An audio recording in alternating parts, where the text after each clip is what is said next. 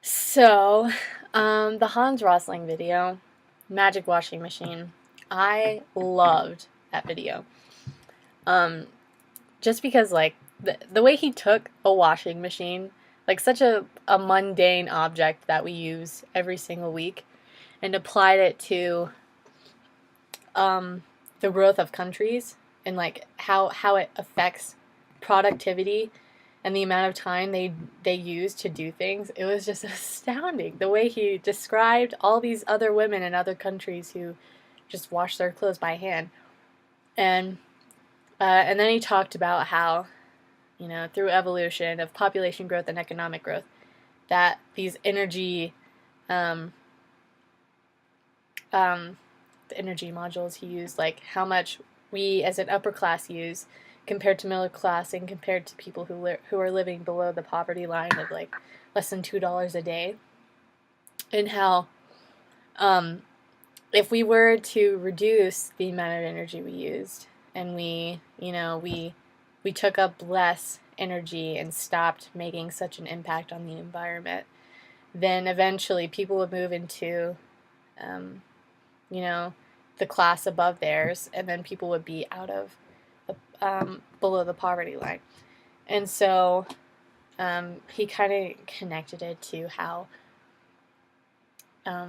these resources really do they really do have an impact on the people. Like, so how he connected the washing machine, these people spend like 6 or 7 hours doing this tedious work on their clothes when really they don't reap the same amount of productivity out of what they do. Like, after washing all those clothes, they're just going to get them dirty again, and then like 2 or 3 days later, they're going to have to wash them again. And so he kind of just connected that to, if we could expand, even that type of technology stuff that we take for granted every day, not cell phones or computers, but stuff that improves their lifestyle, then it would definitely make a difference in how these people rise up out of where they've been suffering for so long. The Sheryl WuDunn, I think that's her last name, video was fantastic.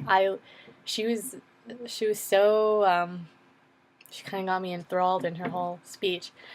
She talked about the central moral challenge of the 19th century, which was slavery, the 20th century, which was totalitarianism, and this century is the oppression of women. And she kind of gave us an illustration of the impact of the oppression of women. And she talked about how, this research shows that when they follow these girls who have gone through school and who have waited to have kids in their life and have waited to, or who have like gone on to do careers and stuff, and they actually make an impact, that they reap the benefits. Like, they work towards things, and they're productive. They work towards things that are going to have a result that affect their country. And so they get something out of it. It's like she's trying to illustrate for the people of these other countries that by putting women through educational programs, it's not a waste of money. It's going to give them something back. It's going to work towards the bigger picture of what they're trying to accomplish.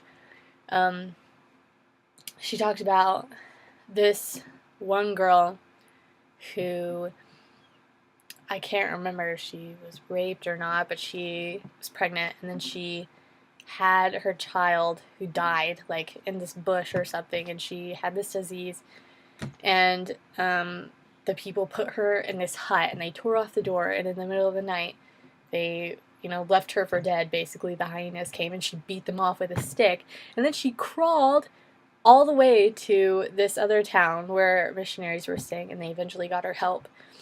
And she hadn't been through any school, but they realized that she was intelligent, like she had the capacity to work, and so she started working at that clinic and helping other girls. And so it's like, you take them out of these situations from the tragedy they've experienced, and they put it towards something much greater than themselves, because they realize that they have the potential to influence others, and they use the experiences they had to help others, and they make a difference. They totally accomplish something that, you know, their government obviously doesn't think that they can do. And so she was kind of, you know, trying to illustrate this for the purpose of getting people into humanitarian efforts, donations. You don't really have to go out and work or anything, but the object of it was, I guess, to get involved, because when you contribute towards these educational programs for these girls, they actually, they really affect them, and they really get them back to where they're supposed to be, not in poverty and struggling their entire lives, but doing something that benefits them and others at the same time. So I love them both. They were both great talks.